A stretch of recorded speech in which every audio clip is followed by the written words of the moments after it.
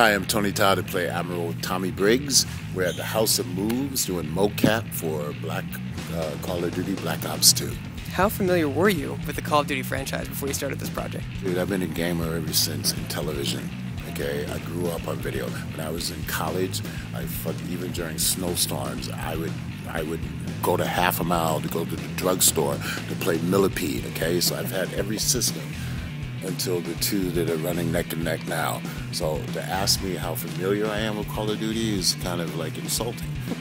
Let's put it this way, I was playing Call of Duty Black Ops just Sunday, just 2 days before I had to come in. I always do that just to get my adrenaline pumped up. It's awesome. And so to finally be in something that's like an instant 9.9 and an instant, major seller is like a kid at Christmas. And what were your thoughts about what they've done with the franchise over these last few years?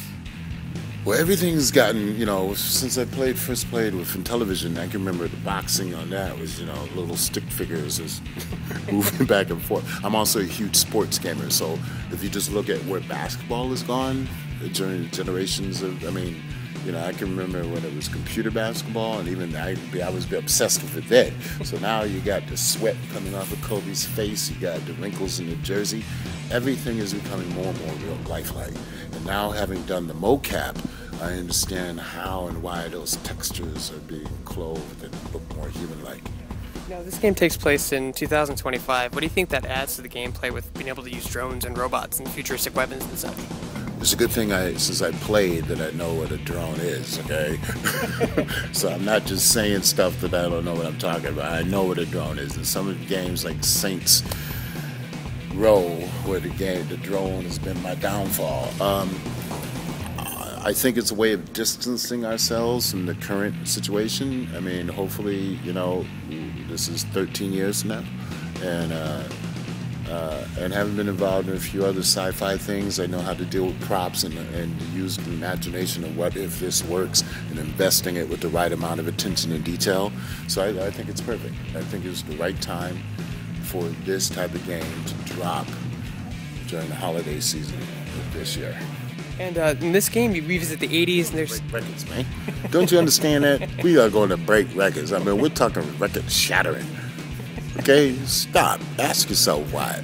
They're going to run so many commercials during the football season. Well, in this game, you visit the 80s, and you have a bunch of flashbacks. What do you think that adds to the gameplay and the story? Well, see, I don't know that, because my character... Your character doesn't have any flashbacks. Oh, say your character doesn't have any flashbacks. They told me something I'm not supposed to know, because the only problem I have with this is that I don't get the script in its entirety. You get it piece by piece. I get piece by piece. I just got a piece this morning when I showed up for what I had to do today. It can be mind-bending. Hopefully I have done enough training and stuff that I can make it work.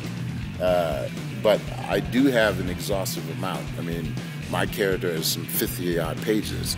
So I think for gamers, it was probably going to be the most narrative game that they may have ever encountered.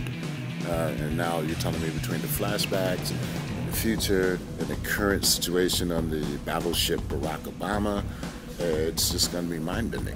We as actors in little wetsuits, we have to make that real for people. So today I did a couple scenes of a moving hologram that's on a control table. Unfortunately they showed me a piece of what it looked like, but so I can learn how to effectively interact with it. It's crazy.